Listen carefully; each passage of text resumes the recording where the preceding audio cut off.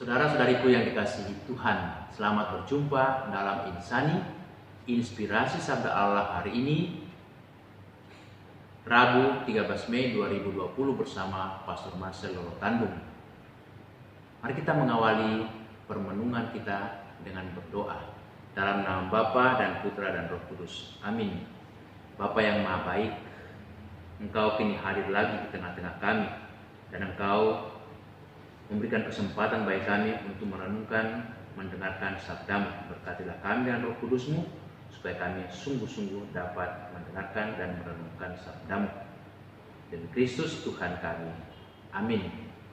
Saudara-saudariku, kita akan mendengarkan Injil Yohanes bab 15 ayat 1 sampai 8. Dalam amanat perpisahannya, Yesus berkata kepada murid-muridnya, "Akulah pokok anggur yang benar, dan Bapakulah pengusahanya.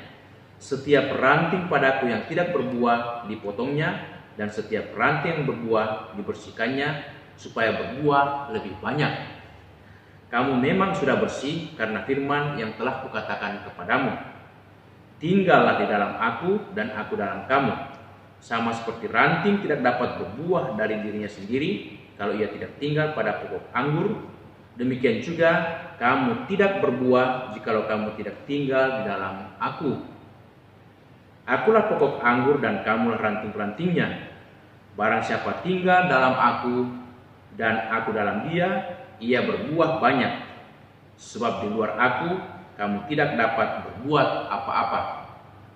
Barang siapa tidak tinggal dalam aku, ia dibuang keluar seperti ranting yang menjadi kering, kemudian dikumpulkan orang dan dicampakkan ke dalam api lalu dibakar. Jikalau kamu tinggal dalam aku dan firmanku tinggal dalam kamu, mintalah apa saja yang kamu kehendaki dan kamu akan menerimanya. Dalam hal inilah Bapakku dipermuliakan, yaitu jikalau kamu berbuah banyak, dan dengan demikian kamu adalah murid-muridku." Demikianlah Injil Tuhan. Akulah pokok anggur dan kamulah ranting-rantingnya. Barang siapa tinggal dalam aku dan aku dalam dia, ia pasti berbuah banyak. Saudara-saudari, salah satu buah yang digemari masyarakat modern adalah buah anggur, karena buahnya ini menarik, warnanya pun juga menarik. Ada yang berwarna merah, hijau, dan ungu. Bahkan rasanya nikmat, segar, memberikan kesenangan, kegembiraan, kebahagiaan bagi orang yang menikmatinya. Sehingga memang buah ini salah satu buah yang digemari. Yesus mengatakan, "Akulah pokok anggur, dan kita ini adalah ranting-rantingnya." Bahkan dia mengingatkan kepada kita supaya kita menghasilkan buah yang baik, buah yang berkualitas. Kita harus selalu tinggal pada Yesus. Artinya apa? Tinggal pada Yesus menjadikan Yesus sebagai pola, pegangan, dan cara hidup kita, yaitu ajarannya, teladannya dalam kasih, perhatiannya kepada orang-orang kecil, kemurahan hatinya, belas kasihannya. Itu semua harus kita jalani, harus kita hayati, kita praktikkan dalam hidup, sehingga kita menghasilkan buah-buah yang baik.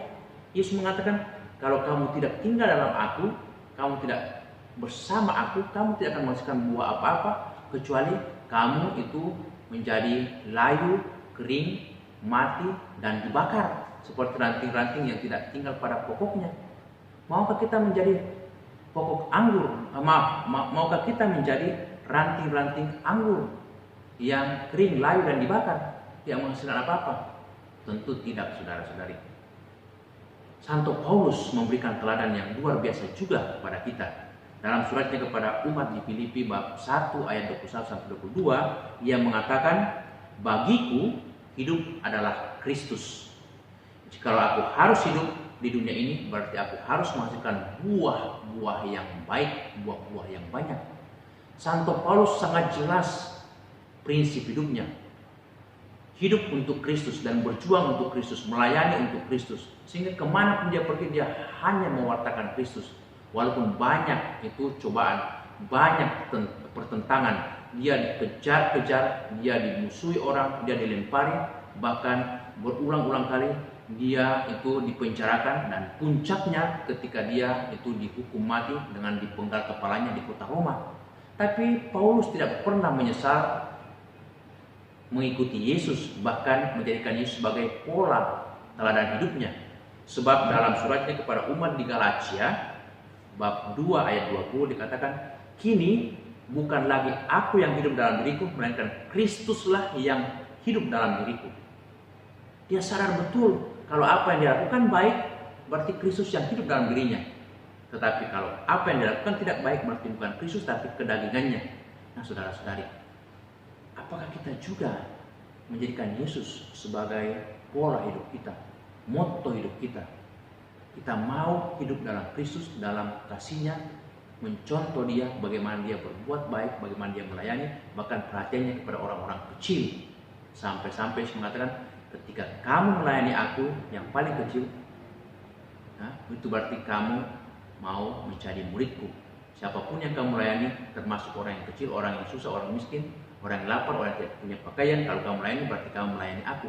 Mari saudara-saudara kita saling melayani dalam kasih supaya kita bisa menghasilkan buah-buah anggur yang baik dan berkualitas. Amin. Tuhan Yesus berkati kami supaya hidup kami penuh dengan rahmat, penuh dengan buah dalam hidup setiap hari. Amin. Semoga berkat Allah yang Maha Kuasa turun atas kita semuanya dalam nama Bapa, Putra, dan Roh Kudus. Amin.